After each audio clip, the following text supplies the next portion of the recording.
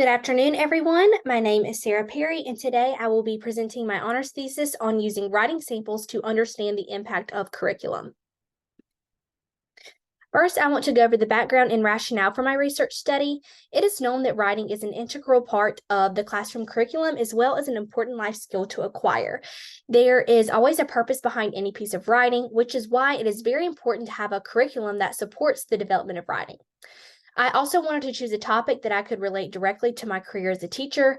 I specifically wanted to complete my research in third grade since this will be my student teaching placement.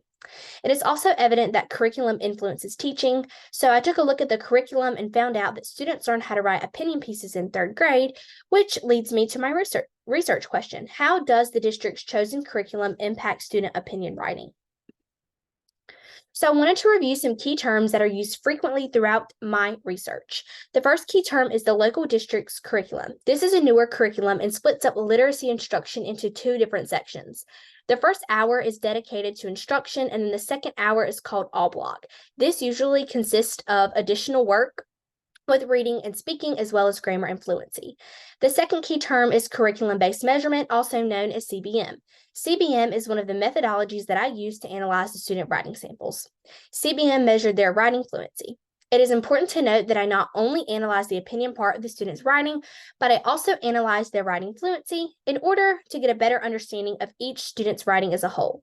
The writing samples can be scored based on four important features. The first is total words written, including misspelled words. The second is the number of words spelled correctly. The third is the total letters written, including any mistakes. And then the fourth is known as correct writing sequence. So this includes the complete accuracy of spelling and grammar. And the third key term is rubrics. Rubrics is the second methodology that I use to analyze the student writing samples, which analyzes the content.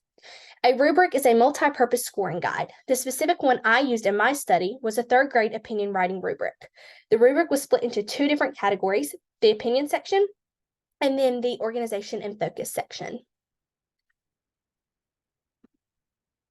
Starting off with my literature review, I broke it down into three main sections. So the effective writing practices, the CBM, and rubrics. A study by Schmidt and Kier discussed two important writing practices. The first one is known as strategy instruction, which is learning about writing skills. The second one is collaborative writing, which is all about incorporating the social aspect into writing. Results showed that combining strategy instruction with collaborative writing will benefit students. A study by Dombeck and Oteba explored the effectiveness of using CBM for writing. This study shows that teachers can measure the growth of smaller increments of writing skill development and may use this method repeatedly during the school year to show growth and identify weaknesses in students' writing skills.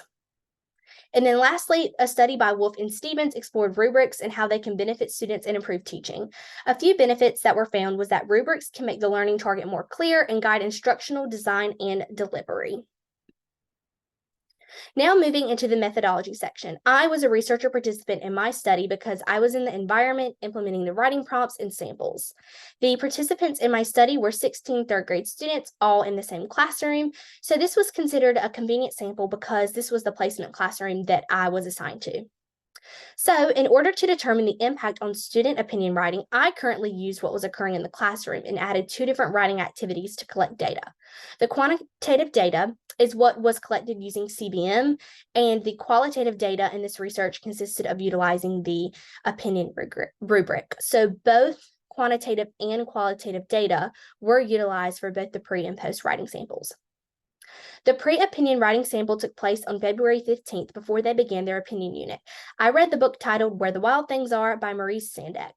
The post-opinion writing sample took place on March 27th after they finished the opinion writing unit. This time I read the book titled If I Built a School by Chris Van Dusen. After the story was read for both the pre and post, each student wrote an opinion piece about the book and were prompted to use text evidence. In between the pre and post writing samples, the students continued to work through the curriculum. The students had to write a book review on their opinion of Peter Pan, and that was the chapter book that they had been reading as a class. There were 5 total lessons that related to opinion writing. The lessons consisted of analyzing a book review, drafting the introduction to their own book review, writing their proof paragraph 1 and proof paragraph 2, and then finally drafting the conclusion. I wanted to go over the basics behind how I analyze the data. For the CBM, the pre-data is represented in green on my graph, and then the post-data is represented in purple on my graphs. And for the rubric, the data is represented through a chart, and each student could score either a developing, meeting, or exceeding score. So now looking at total words written, there were 8 students who wrote more words during the pre-data and only 7 students that improved during the post-data. And there was 1 student who wrote the same amount of words both times. Here we see there was a slight decrease. Looking at the chart for words spelled correctly, there were 7 students who spelled more words correctly on the pre-data and 8 students who spelled more words correctly on the post-data. And there was also, again, 1 student who had the same amount of words spelled correctly both times. And here we see a slight increase. Now looking at the chart for total letters written, there were 7 students who had more letters written with the pre-data, and then there were 9 students who had more letters written on the post data. Here we can see that they are using longer, bigger words. Now looking at the chart for correct writing sequence, there were 9 students who had a better outcome when it came to pre-data and 7 students who had a better outcome when it came to post-data. Here we can see that there is a slight decrease when it comes to sentence structure, grammar, and spelling. Now I will be showing the results through using the opinion rubric. This is a really detailed graph, but the most important part to discuss is that most students received a score developing or meeting on each section of the rubric for the pre-data, and we do see some exceeding scores on the pre-data for neat and legible. Now looking at the post-data, the only impact of the curriculum was on the linking reasons category. This category referred to students using longer words, which aligns with the post-data results from the total letters written. So this chart is each student's individual score from the opinion rubric. So a couple students moved from developing to meeting. Most of the students remained in the meeting category, but they did score on the higher side of the meeting range for the post data. It just was not enough to move into the exceeding category, but there was still some growth there. So now, to start the discussion, I want to go over the implications.